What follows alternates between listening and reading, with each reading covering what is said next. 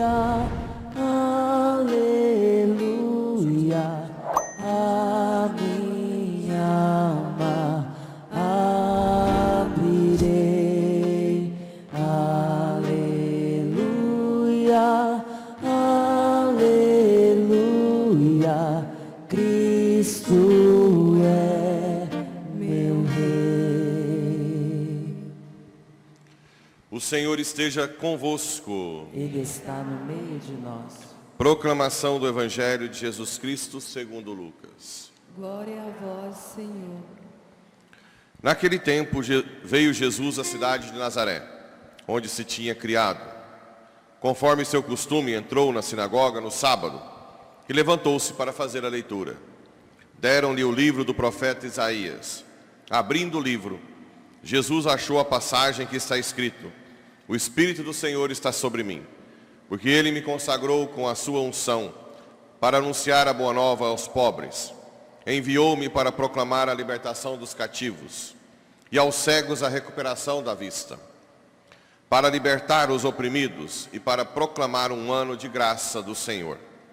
Depois fechou o livro, entregou-o ao ajudante e sentou-se. Todos os que estavam na sinagoga tinham os olhos fixos nele. Então começou a dizer-lhes: Hoje se cumpriu essa passagem da Escritura que acabastes de ouvir. Todos davam testemunho a seu respeito, admirados com as palavras cheias de encanto que saíam da sua boca. E diziam: Não é este o filho de José? Jesus, porém, disse: Sem dúvida, vós me repetireis o provérbio: Médico, cura-te a ti mesmo. Faze também aqui em tua terra tudo o que ouvimos dizer que fizeste em Cafarnaum. E acrescentou: Em verdade eu vos digo que nenhum profeta é bem recebido em sua pátria. De fato eu vos digo, no tempo do profeta Elias, quando não choveu durante 3 anos e 6 meses, e houve grande fome em toda a região, havia muitas viúvas em Israel. No entanto, a nenhuma delas foi enviado Elias, senão a uma viúva que vivia em Sarepta, na Sidônia. E no tempo do profeta Eliseu, havia muitos leprosos em Israel. Contudo, nenhum deles foi curado, mas sim Naamã, o sírio. Quando ouviram estas palavras de Jesus, todos na sinagoga ficaram furiosos. Levantaram-se e o expulsaram da cidade. Levaram-no até um alto monte, sobre o qual a cidade estava construída, com a intenção de lançá-lo no precipício. Jesus, porém, passando pelo meio deles, continuou o seu caminho. Palavra da salvação. Glória a vós, Senhor. Caríssimos irmãos e irmãs e que nos acompanham pelas redes sociais. A primeira leitura de hoje na carta aos Coríntios, São Paulo faz uma contraposição entre uma sabedoria humana e Cristo crucificado. Ele disse que não usou discursos persuasivos. Naquela época não tinha coaching, né? Hoje está na moda fazer um coaching, um curso sobre como discursar e assim por diante, técnicas. Outro dia um amigo meu estava me ensinando como cumprimentar para se sentir, para se impor, né? Como pegar na mão e assim por diante. Tem técnicas para tudo. São Paulo diz que não usou nada, apenas Cristo crucificado. Existe realmente algo que nós temos que entender um pouco. Não se esqueça que a única coisa que vai separando a gente de Deus chama-se orgulho, soberba. Então nós temos aqui, por exemplo, uma pessoa que se forma, que tem cursos, mestrados, doutorados, que não é uma coisa ruim em si. Pode ser muito bem usado para a evangelização. Mas existe um grande risco. O risco da soberba do estudo, do título. E essa soberba iludir você de que é você o protagonista da evangelização. não sei se vocês sabem, mas São Francisco não queria que os irmãos estudassem. Por muito tempo era proibido. E na mesma época existia uma outra ordem mendicante chamada dominicanos, dominicani, os cães do Senhor, né, que pregam a palavra. Inclusive São Domingos era um inquisitor, para quem fica falando mal da Inquisição o tempo inteiro, São Domingos era um inquisitor, defendia a fé. A Inquisição é defender a fé, né, a doutrina. E São Domingos já era o contrário, exigia muito estudo. São Francisco relutou muito tempo, depois acabou que Santo Antônio entrou na ordem. Santo Antônio já era padre agostiniano e já tinha estudo, e acabou sendo convencido, depois de um certo tempo, a permitir que os irmãos franciscanos estudassem.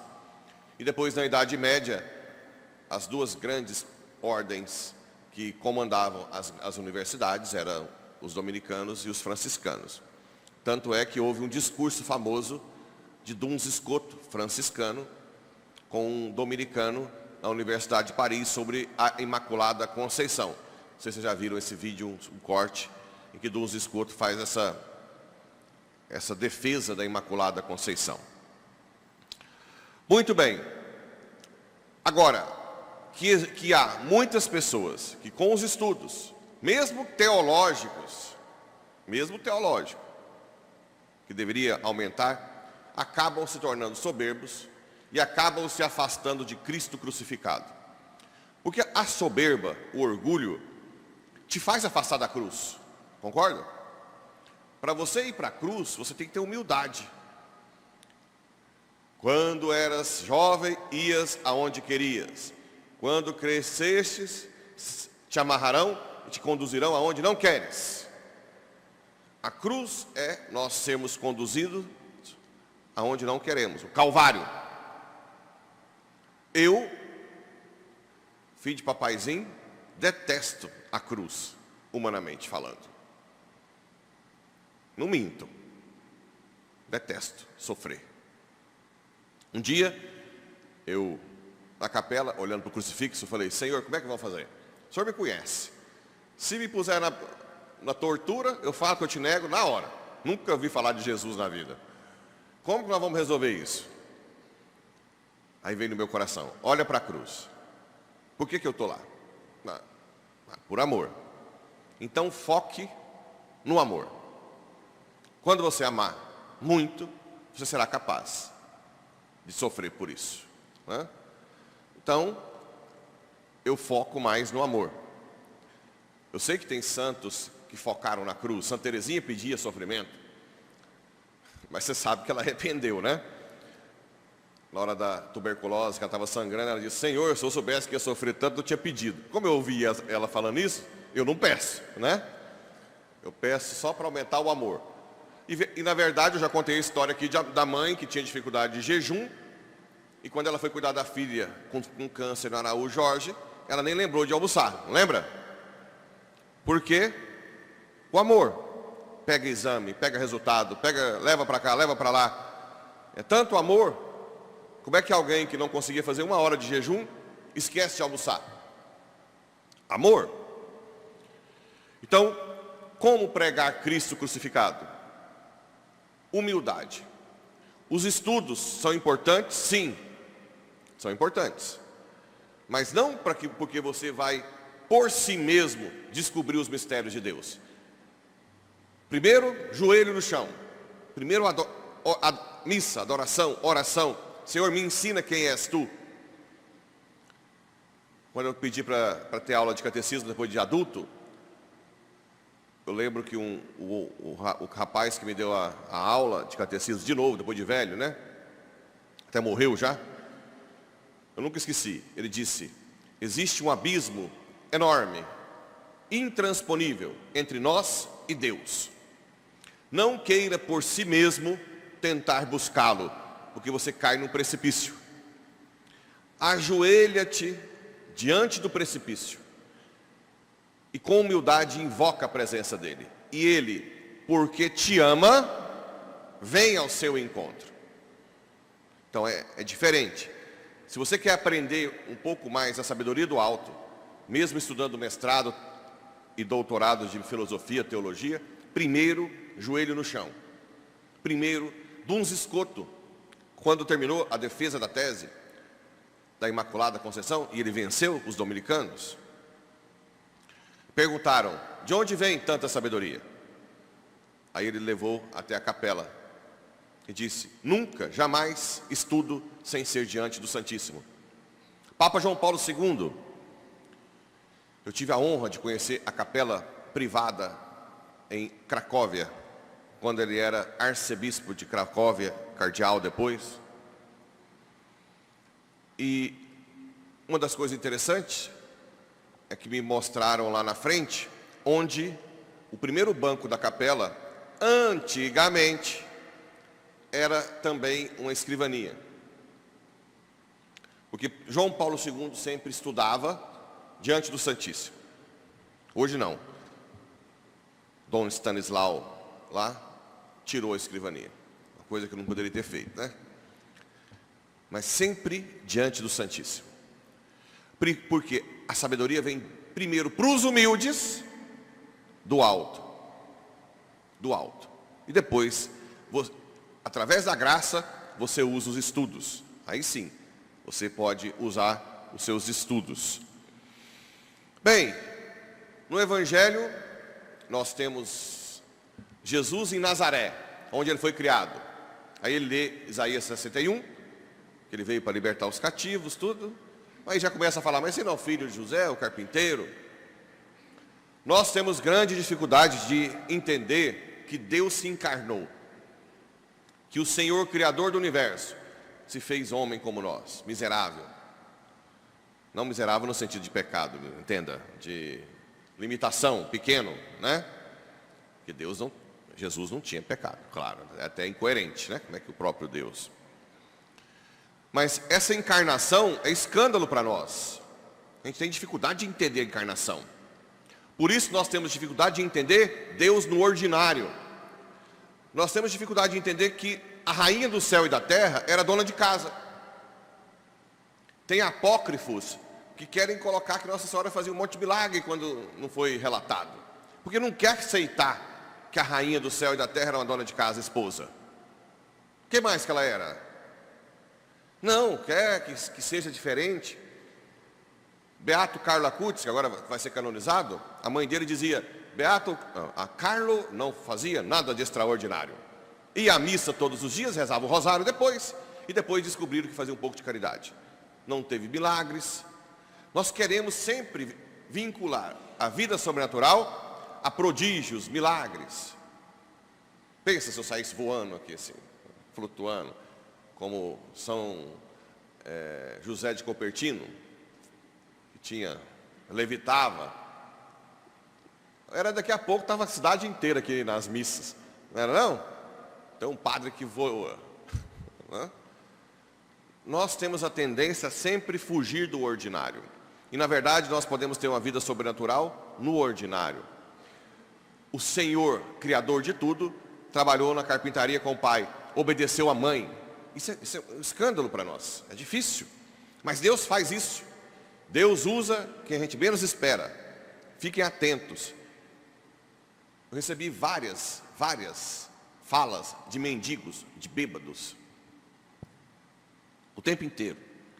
Na época, então, que eu cuidava de moradores de rua,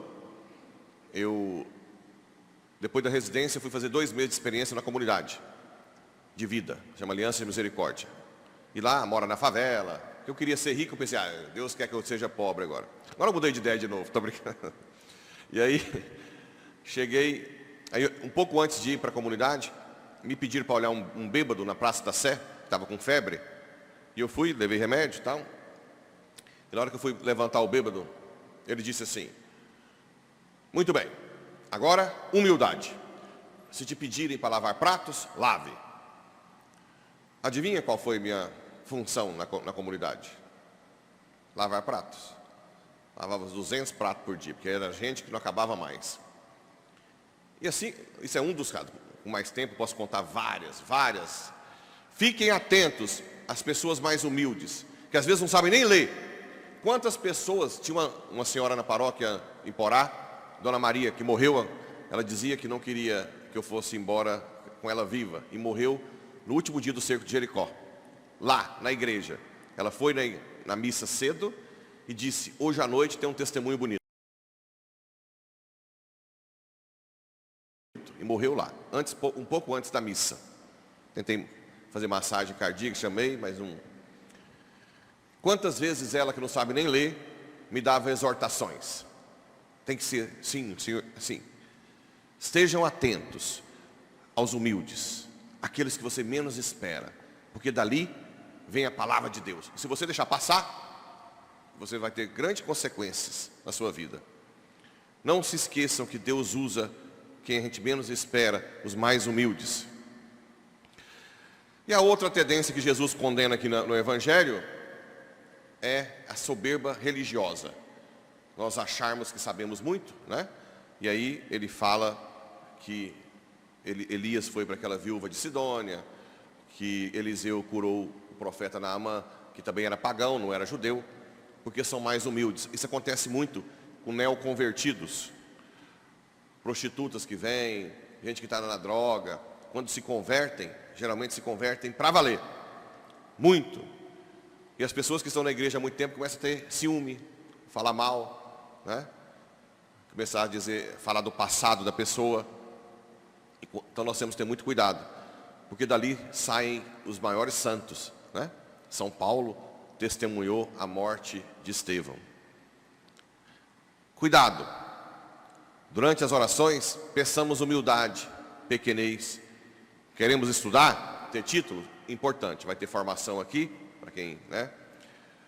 Mas sempre somos criaturas pequenas. O protagonista é Cristo, que está aí. É Ele que nos ensina, é Ele que nos dá sabedoria. E mais ainda, como diz São Paulo, Cristo crucificado. Esta sim é a maior das sabedorias. Este mundo está crucificado para nós. Nós somos de outro mundo. Quanto mais morremos para nós mesmos e deixamos o Espírito agir, mais santos seremos e mais felizes seremos no meio da dor. Não tem como fugir da dor. Paciência.